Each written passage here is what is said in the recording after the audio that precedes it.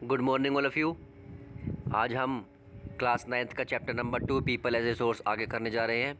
इससे पहले मैंने अपनी 3 पार्ट्स वीडियोस इसमें अपलोड कर दी है। आप जिस किसी भी स्टूडेंट्स ने अगर वो पहले नहीं देखी हो तो पहले उनको देख लें, फिर उसके बाद आज का पार्ट स्टार्ट करें।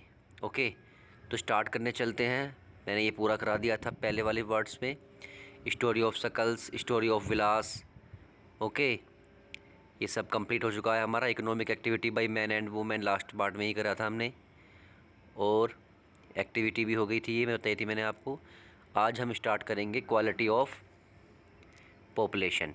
Okay, the quality of population depend upon the literacy rate, health of a person indicated by life expectancy and skill formation acquired by the people of the country.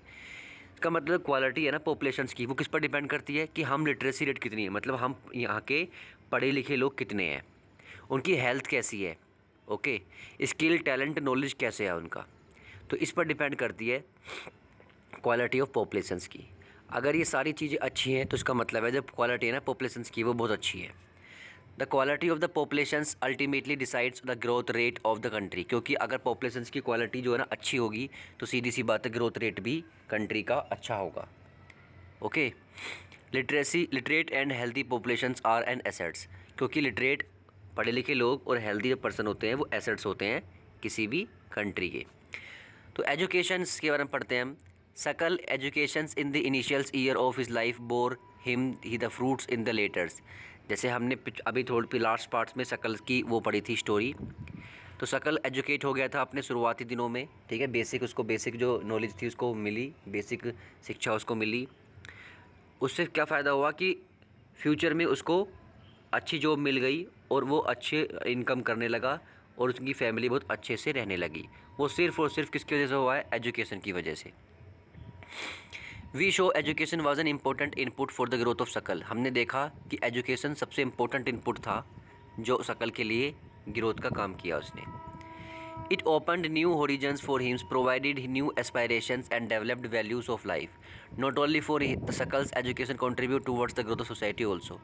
ये नहीं है कि अगर एजुकेशन की है किसी person ने तो सिर्फ वो इसके लिए ही फ़ायदेमंद है, वो पूरी सोसाइटी के लिए फ़ायदेमंद है, वो पूरी कंट्री के लिए फ़ायदेमंद है। Okay, it enhance national income, वो इंक्रीज़ कर देगी नेशनल इनकम को। सोचो कि अगर किसी फैमिली में सारे जो है लिटरेट हों, पढ़े लिखे हों और उनकी हेल्थ अच्छी हो तो सीधी सी बात है सारे जो है कमाएंगे अच्छा, सारे कमाएंगे अच्छा तो टोटल इनकम जो होगी वो फैमिली की वो भी ज़्यादा होगी। तो ऐसे ही अगर कंट्री की पॉपुलेशन सब जो है पढ़े लिखे लोग लिटरेट होंगे और हेल्दी होंगे तो वो सब कमाएंगे अच्छा, इनकम अच्छी होगी, उनकी इनकम अच्छी होगी तो नेशनल इनकम हमारे देश की इनकम भी ज़्यादा होगी।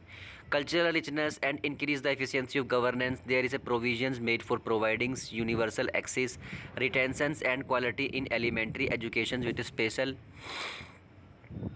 with a special emphasis on girls. There is also an establishment of pace setting of school like Navodaya Vidyalaya in each district. इसीलिए गवर्नमेंट ने बहुत सारी स्कीम भी चलाई हुई है पढ़े लिखे लोग कि बच्चे को पढ़ाया जा सके। उन्होंने गवर्नमेंट स्कूल्स भी ओपन किए हुए हैं ताकि बच्चों को अच्छी शिक्षा मिले शुरुआत इनिशियल स्टेज पर। उन्होंने हर डिस्ट्रिक्ट लेवल पर नवोदय विद्यालय ओपन किए हुए हैं। Vocational streams have been developed for equip large number of high school students with occupation related to the knowledge and skill. The plan outlay on education has increased from 151 crore in the first plan to 37690.90 crore in the 11th plan. तो बहुत सारे जो money है वो खर्च होती है, ठीक है, एजुकेशन के ऊपर गवर्नमेंट की। अगर आप देख रहे हैं तो फर्स्ट 5 ईयर प्लान में जब पंचवर्षीय योजना शुरू की थी तो उस समय पे 151 करोड़ रुपीज़ खर्च हुए थे फर्स्ट 5 ईयर प्लान में, और 11th 5 ईयर प्लान तक ये 3766 करोड़ रुपीज़ तक पहुंच गया। और आज अगर हम देखेंगे तो करोड़ों अरबों रुपए खर्च होते हैं एजुकेशन के ऊपर ताकि बेसिक नॉलेज इनको बच्चों को मिले ताकि वो अच्छा फ्रूट कर पाएँ इन फ्यूचर में। The expenditure on education as percentage of GDP rose from the 0.64 in 1951-52 or 3% in 1915 and remained stagnant around 3% for the past few years. The budgetary estimate has stated in the budget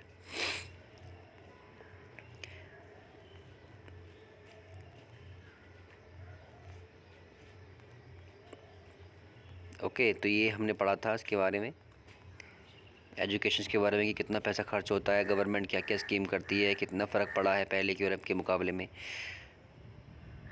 okay, तो एक activity है यहाँ पे, count the number of boys and girls studying in your schools और in your neighbouring coeducation schools. Ask the school administrators to provide you with the data of boys and girls studying in the classroom, study the difference in explain for it in the classrooms। एक activity है जहाँ पर आपको ये देखना है कि आपके आसपास के स्कूलों में, ठीक है, कितने गर्ल्स स्कूलों में कितने गर्ल्स पढ़ रहे हैं, कितने बॉयज़ पढ़ रही हैं, और आप देखेंगे कि डिफरेंसेस बहुत ज़्यादा होगा क्योंकि गर्ल्स बहुत कम होंगी और बॉयज़ ज़्यादा होंगे। क्योंकि आज भी लोगों की जो है थिंकिंग ये होती है कि गर्ल्स को एजुकेट ज़्यादा ना की जाए, बॉयज़ को ज़्यादा एजुकेशन की जाए, ठीक है।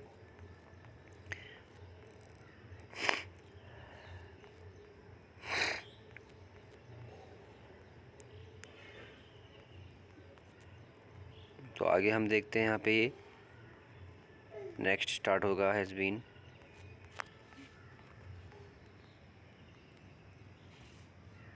यहाँ पे सर्व शिक्षा अभियान भी चलाया है, यहाँ से देखते हैं।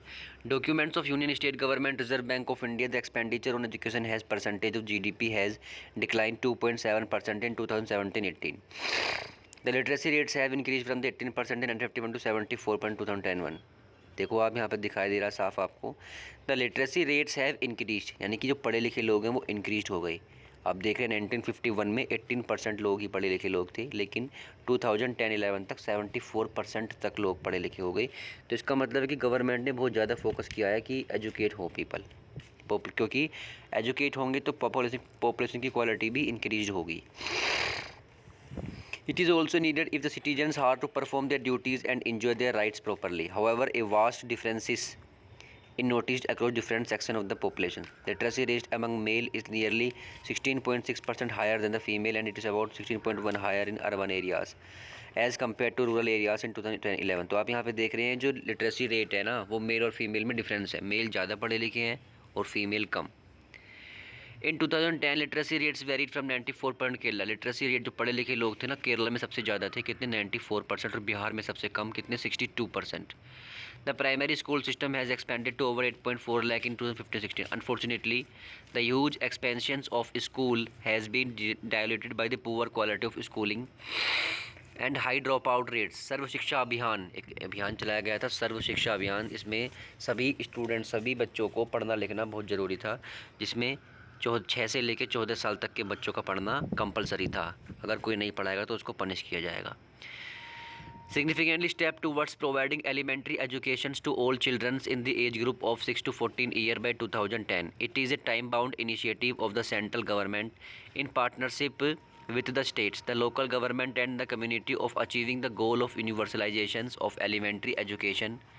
Along with it, bridge course and back to school camp have been initiated to increase the enrollment in elementary educations। तो बहुत सारी स्कीम चलाई जा रही हैं गवर्नमेंट के थ्रू, ठीक है, बहुत सारे अभियान चलाए जा रहे हैं ताकि सभी बच्चे अच्छे से पढ़ें, ठीक है। ब्रिज कोर्स चलाया जा रहा है, बैक टू स्कूल कैंप चलाया जा रहा है, किसी को स्कूल छूट गया है तो उसको वो back to school camp join भी कर सकें। मिड डे मील स्कीम चलाई जा रही है। Mid day meal scheme has been implemented to encourage attendance and retention of children, improve their nutrition status. क्योंकि मिड डे मील में जब बच्चे, छोटे बच्चे जो स्कूल जाते हैं गवर्नमेंट स्कूल में, उनको मिड डे मील, उनको खाना भी दिया जाता है ताकि उनकी हेल्थ भी अच्छी रहे और वो ज़्यादा अट्रैक्ट हो स्कूल में और स्कूल ज़्यादा से ज़्यादा आएँ और उनकी अटेंडेंस अच्छी रहे। These policies could add to the literate population of India. ये कुछ पॉलिसीज़ हैं जिसने पॉपुलेशन की जो एजुकेशन है वो थोड़ी सी ठीक की है। The 12th plan of endeavors to raise the country to gross enrollment ratio, the higher education age group of 18 to 23, 25.2% by 2017-18, and to reach the target 30% by 2020, which would be broadly in line with world average. The strategy focuses on increasing access quality, adoption of state-specific curriculum, modification, vocationalizations, and networking on the use of information technology. The plan also focus on the distance education, convergence of formal, non-formal, distance and IT education institutions। तो बहुत सारे plan start किए गए हैं जिसमें higher education, graduation वगैरह का course ज़्यादा फोकस किया गया है। इसमें डिस्टेंस कोर्स चलाया गया है। डिस्टेंस कोर्स का मतलब होता है कि आप एडमिशन तो लेंगे, सिर्फ एग्ज़ाम दोगे। जैसे सपोज़ करो कोई पर्सन है वो जॉब कर रहा है और वो पढ़ना चाहता है, जॉब भी करना चाहता है, पढ़ना चाहता है, तो वो जॉब करते करते वो पढ़ सकता है क्योंकि उसको स्कूल में या कॉलेज में अटेंडेंस जाने की ज़रूरत नहीं है, सिर्फ वो एग्ज़ाम देने के लिए जाएगा। ओके, उसको बोलते हैं distance education. Conversion of formal, non formal, distance and IT education over the past 50 year. There has been a significantly growth in the number of universities. आपने देखो कुछ सालों में, यानी कुछ 10-12 सालों में आपने देखो कितनी सारी नई यूनिवर्सिटी आई हैं जो पॉपुलेशंस के एजुकेशंस को ठीक कर रही हैं।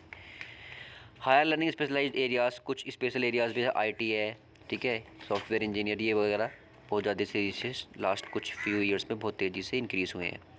बहुत सारे कॉलेजेस, यूनिवर्सिटीज़ बहुत ज़्यादा इंक्रीज़ हो गए हैं ताकि पॉपुलेशन की एजुकेशन अच्छी है, क्वालिटी पॉपुलेशन हमें मिले। ठीक है, तो आज के लिए इतना है, आगे हम फिर बाद में करते हैं नेक्स्ट पार्ट में।